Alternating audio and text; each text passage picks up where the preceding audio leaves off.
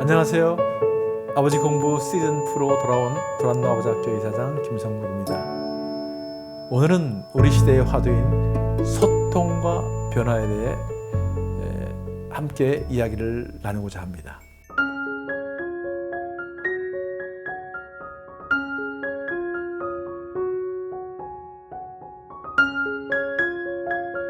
소통과 변화는 우리 가정과 나라, 이 민족이 살 길이기도 합니다.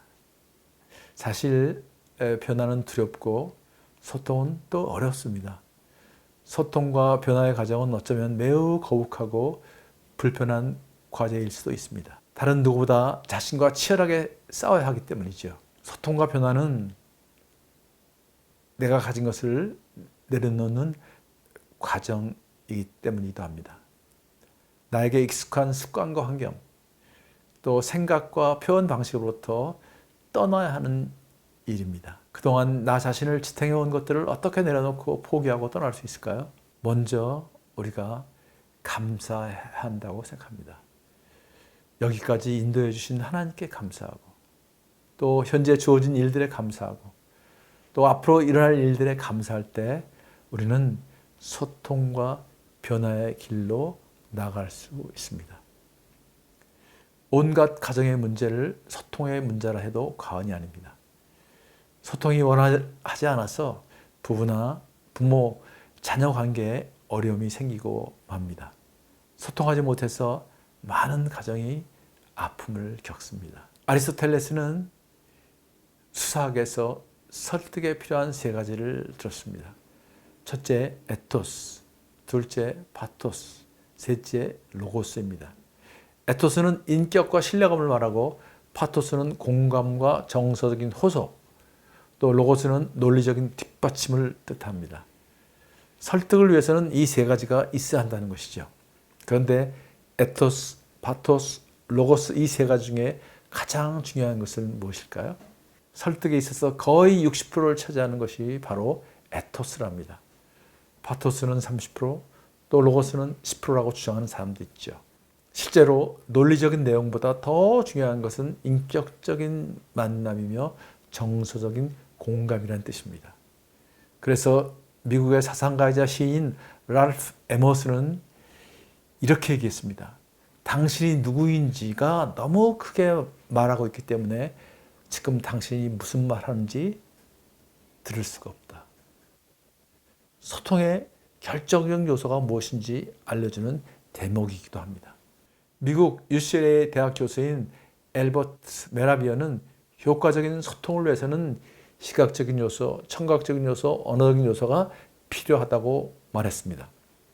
시각적인 요소는 태도, 자세, 표정, 몸놀림과 같은 것이고, 청각적인 요소는 소리의 크기, 높낮이, 또 말투, 음색을 의미합니다. 언어적인 요소는 말의 내용을 가리키죠. 그런데 놀라운 사실은 효과적인 소통을 위해서는 시각적인 요소가 차지하는 비중이 55%, 청각적인 요소, 즉 말투가 차지하는 비중이 38%라는 것이죠. 언어적인 요소, 즉 말의 내용은 7%밖에 안 된다는 것입니다. 소통에 있어서 결정적인 요소는 언어적인 요소가 아니라 비언어적인 요소, 비언어적인 요소가 90%가 넘는다는 것이죠. 하지만 우리는 소통한다 하면서도 내가 무슨 말을 하고 있는가를 제일 중요하게 생각하고, 내 말이 상대방에 잘 안 먹히면 내 말이 틀렸어? 아니, 내 틀린 말 있으면 대봐. 이렇게 따지고 듭니다. 사실 실제로 의사소통에서 말의 내용이 미치는 영향은 10%도 안 된다는 것도 말입니다. 소통에 문제가 있다면 먼저 비언어적인 요소, 즉 표정과 말투를 점검해 보아야 합니다. 서로 인격적인 신뢰로 연결되어 있는지, 정서적인 교류가 있는지, 표정이나 태도에 무슨 문제가 있는 건 아닌지 깊이 살펴보아야 합니다. 건강한 부부 소통을 위한 몇 가지 원칙이 있습니다. 먼저 첫째로 배우자의 마음을 살아깊게 살펴야 합니다. 평소 나의 말이 살아깊은 마음에서 나왔는지 살펴보고 좀 더 노력하자는 것입니다. 둘째, 내가 원하는 방식이 아닌 상대방이 원하는 방식으로 정중하게 접근해야 합니다.